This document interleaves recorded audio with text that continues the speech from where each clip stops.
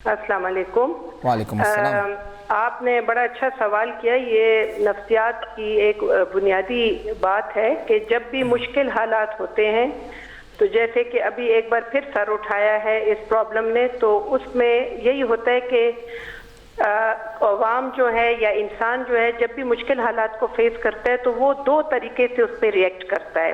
एक reaction positive होता है, एक रिएक्शन नेगेटिव होता है।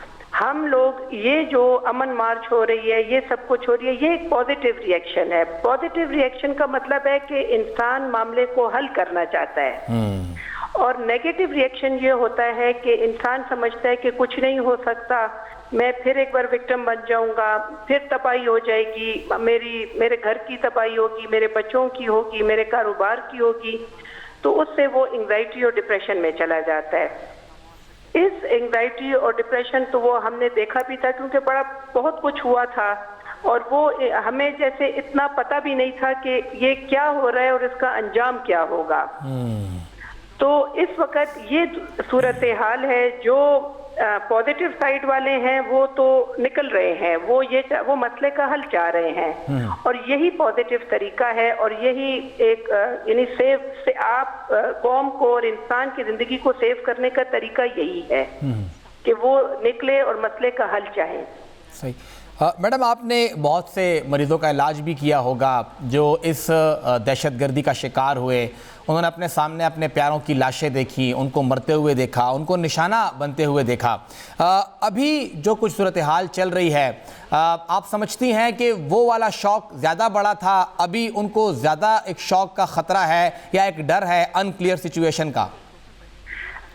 जी, ये एक खौफ तो आ गया है कि क्या ये फिर हमारे साथ वही होने वाला है। लेकिन पिछली बार जैसे आप ये कहें कि बिल्कुल कुछ आइडिया ही नहीं था कि ये कौन लोग हैं, क्या चाहते हैं या क्या करेंगे और क्या कर सकते हैं। इस बार जैसे लोगों को कुछ अंदाजा है कि हमारे साथ क्या हो सकता है, तो ये एक अब वो इस चीज को, जैसे एक चीज के बारे में आपको पता हो तो आप कुछ प्लानिंग भी कर सकते हैं। तो मेरा अपना ख्याल है कि पॉजिटिव साइड यही है कि वो प्लानिंग के लिए अब निकले। उनको पता है कि अगर हमने कोई स्टेप नहीं लिया, अगर हमारे मशरान या हमारी हुकूमत या हम लोग खुद मिलकर कोई स्टेप नहीं उठाएंगे तो हमारा अंजाम वही होगा जो पहले हुआ था। और मैडम, अगर एक नफ्सियात की अगर आप हमें समझा सकें, कोई तहकीक, कोई रिसर्च, कि अगर एक शख्स या एक इलाके पे एक अफरीद, एक ख़तरा गुजर चुका है और उन्हें ये एक महसूस होता है कि दोबारा से वो आ रहा है, तो दूसरी बार के लिए वो ज़्यादा तैयार होते हैं या उस पहले का खौफ ज़्यादा होता है और दूसरी बार पे वो और भी खौफज़दा होते हैं? जी, ये रिसर्च बड़ी क्लियर है कि इंसान पे जितना भी बुरे हालात चलते हैं उसमें एक चीज क्रिएट होती है। 90% लोगों में उसको रेजिलियंस कहते हैं। रेजिलियंस का मतलब ये है कि वो और ताकतवर होके निकलता है। और लेकिन 10% या 20%, मुझे अब एग्जैक्ट फिगर याद नहीं है, वो लोग जो होते हैं जहनी मरीज बन जाते हैं। ये वो लोग होते हैं जो पहले से जहनी तौर पे थोड़े से कमजोर होते हैं या जिनके साथ बहुत बुरे वाकयात हुए होते हैं।